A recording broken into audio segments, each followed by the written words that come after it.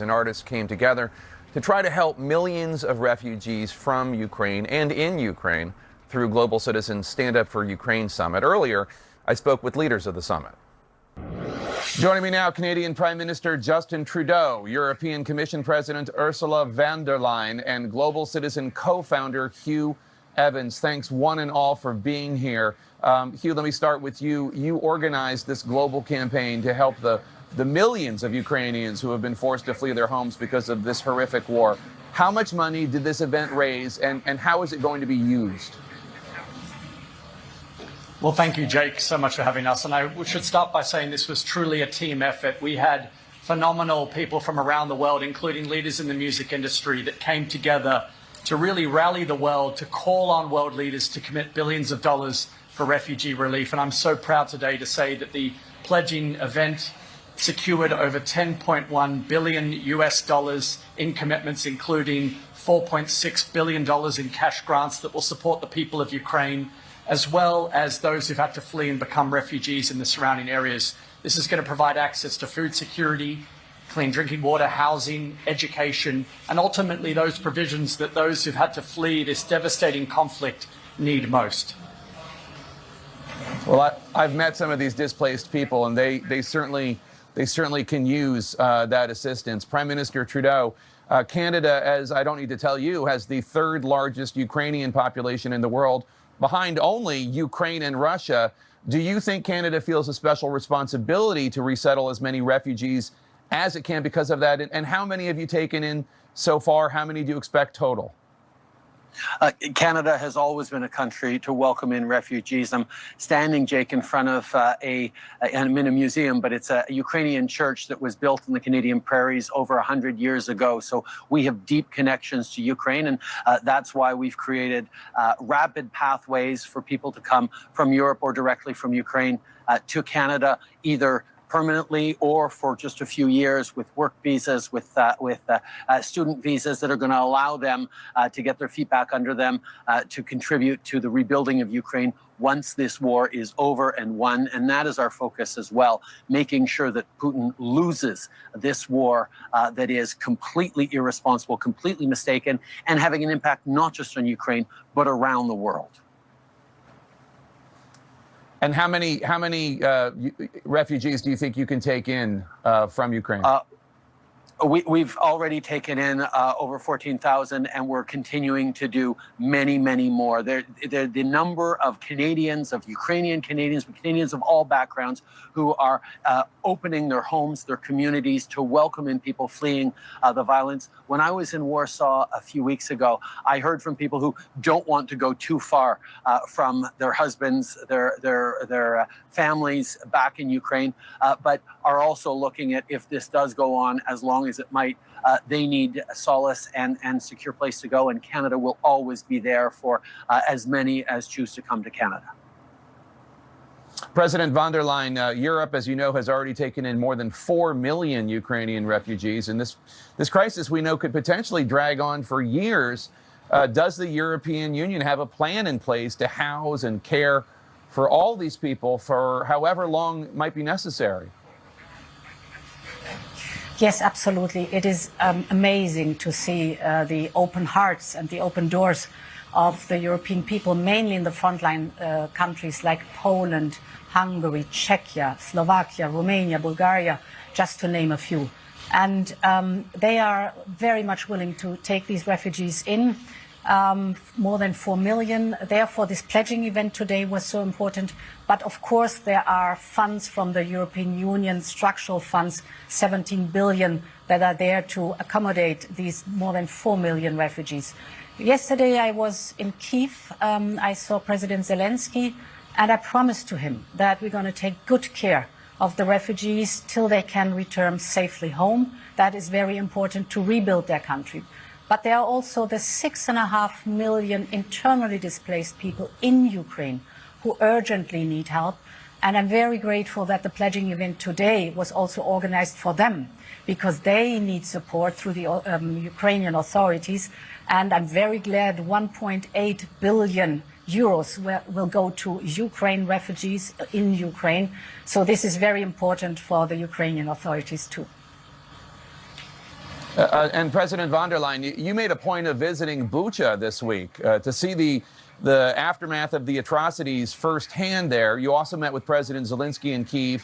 He told you that what the Europeans are doing is, quote, not enough. What did you say to him? And what you saw in Bucha drive home the need for Europe to do more, to do everything in its power to help Ukraine? Yes. President Zelensky was very grateful for what has happened already, what we have done already. But he's right. This war is going on. We have to do more. And be it sanctions on Russia. And I'm very grateful that we have so many partners, Canada, for example, strongly supporting us with the sanctions against Russia to really dry out Putin's war chest. We have to deliver arms, weapons, so that the Ukrainian people can defend themselves. It's really urgent right now. A lot has been done, but more has to be done.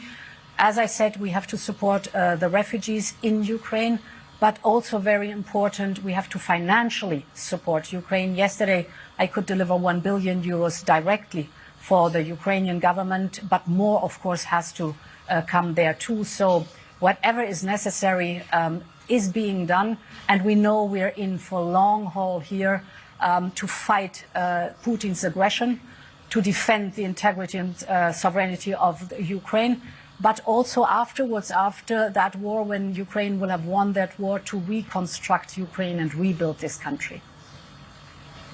Prime Minister Trudeau, you've seen the horrific images coming out of Bucha and other Ukrainian towns. You know that on Friday, a Russian missile strike on that railway station in eastern Ukraine killed dozens of civilians who were just trying to escape, just trying to get to where I am in Lviv.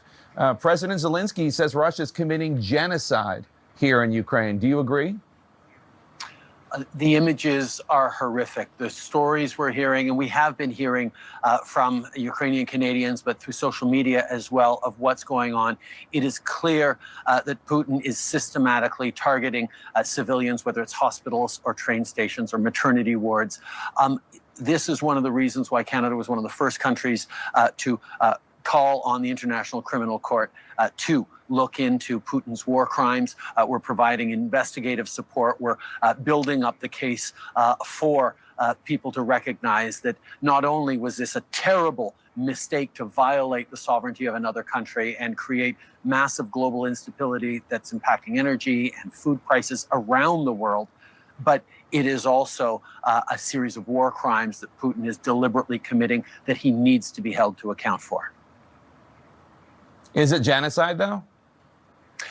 Those are the things that will be determined. Obviously, the messages we're seeing, the stories of what Russian soldiers are doing, not just the murder of civilians, but the systematic use of sexual violence and rape to destabilize and have the greatest negative impact on Ukrainian people as possible, is absolutely unforgivable and unacceptable. And that's why the global community is going to and is responding so strongly. President von der Leyen, you gave Zelensky a questionnaire to fill out in order to start the application process for Ukraine to join the EU. That's a process that typically takes years, as you know.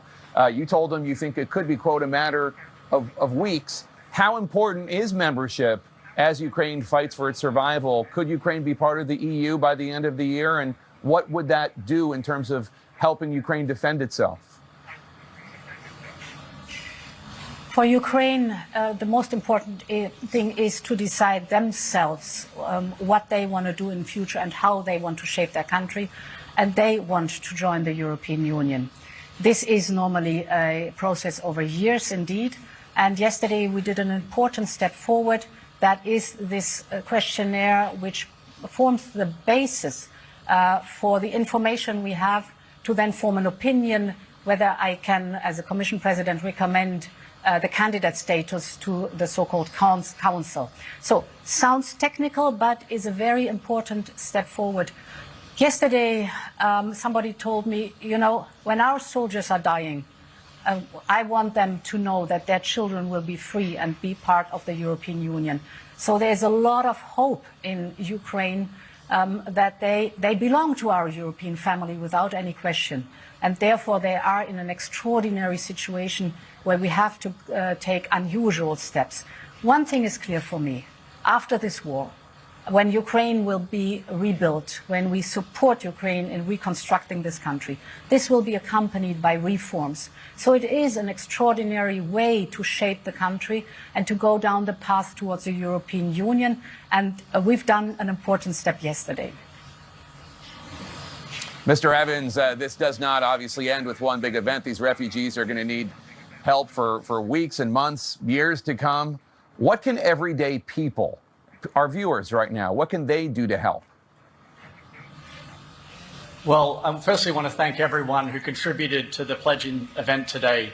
To secure over $10.1 billion in commitments was extraordinary, including over $4.6 billion in direct grants for the Ukrainian people and for the refugees in the surrounding countries. Right now, we need citizens all around the world to use their voice and encourage world leaders to continue to step up, because this is a marathon, not a sprint.